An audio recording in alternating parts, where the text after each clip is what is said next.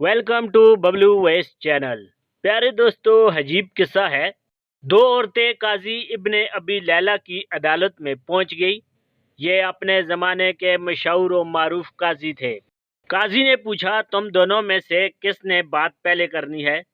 ان میں سے بڑی عمر والی خاتون نے دوسری سے کہا، تم اپنی بات قاضی صاحب کے آگے رکھو۔ اچھا۔ وہ کہنے لگی، قاضی صاحب، یہ میری پھوپھی ہے، میں اسے امی کہتی ہوں، چونکہ میرے والد کے انتقال کے بعد اسی نے میری پرورش کی ہے یہاں تک کہ میں جوان ہو گئی۔ قاضی نے پوچھا، اس کے بعد؟ وہ کہنے لگی، پھر میرے چچا کے بیٹے نے منگنی کا پیغام بھیجا، انہوں نے ان سے میری شادی کر دی۔ میری شادی کو کئی سال گزر گئے، ازدواجی زندگی خوب گزر رہی تھی۔ ایک دن میری یہ پھوپھی میرے گھر آئی اور میرے شوہر کو اپنی بیٹی سے دوسری شادی کی آفر کر لی۔ ساتھ یہ شرط رکھ لی کہ پہلی بیوی یعنی کہ میں کا معاملہ پھوپھی کے ہاتھ میں سونپ دے۔ میرے شوہر نے کنواری دوشیزہ سے شادی کے چکر میں شرط مان لی۔ میرے شوہر کی دوسری شادی ہوئی۔ سہاگ رات کو میری پھوپھی میرے پاس آئی اور مجھ سے کہا، تمہارے شوہر کے ساتھ میں نے اپنی بیٹی بیاہ دی ہے، تمہارے شوہر نے تمہارا معاملہ میرے ہاتھ سونپ دیا ہے، میں تجھے تیرے شوہر کی وکالت کرتے ہوئے طلاق دیتی ہوں۔ جج صاحب، میری طلاق ہو گئی۔ کچھ عرصہ بعد میری پھوپھی کا شوہر سفر سے تھکا ہارا پہنچ گیا۔ وہ ایک شاعر اور حسن پرست انسان تھا۔ میں بن سور کر اس کے آگے بیٹھ گئی اور ان سے کہا، کیا آپ مجھ سے شادی کریں گے؟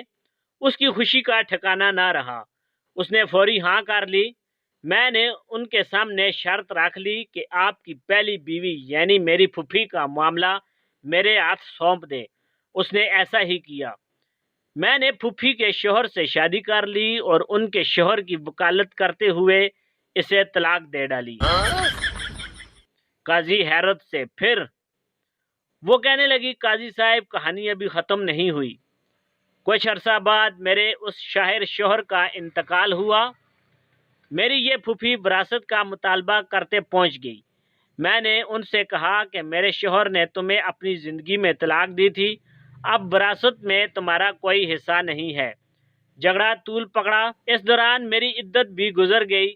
ایک دن میری یہ پھوپھی اپنی بیٹی اور داماد یعنی میرا سابقہ شوہر کو لے کر میرے گھر آئی اور وراثت کے ایک جھگڑے میں میرے اسی سابق شوہر کو ثالث بنایا۔ اس نے مجھے کئی سالوں بعد دیکھا تھا۔ مرد اپنی پہلی محبت نہیں بھولتا، چنانچہ مجھ سے یوں مل کر اس کی پہلی محبت نے انگڑائی لی۔ میں نے ان سے کہا، کیا پھر مجھ سے شادی کرو گے؟ اس نے ہاں کر لی۔ میں نے ان کے سامنے شرط رکھ لی کہ اپنی پہلی بیوی یعنی میری پھوپھی کی بیٹی کا معاملہ میرے ہاتھ دیں۔ اس نے ایسا ہی کیا۔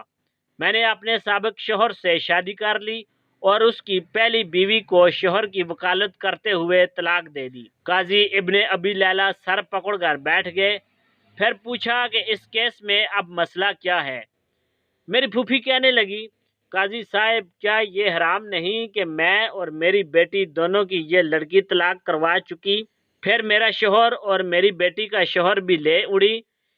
اسی پر بس نہیں، دونوں شوہروں کی وراثت بھی اپنے نام کر لی۔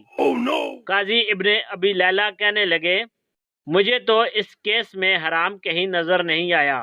طلاق بھی جائز ہے، وکالت بھی جائز ہے۔ طلاق کے بعد بیوی سابقہ شوہر کے پاس دوبارہ جا سکتی ہے، بشرطیہ کے درمیان میں کسی اور سے ان کی شادی ہو کر طلاق یا شوہر فوت ہوا ہو۔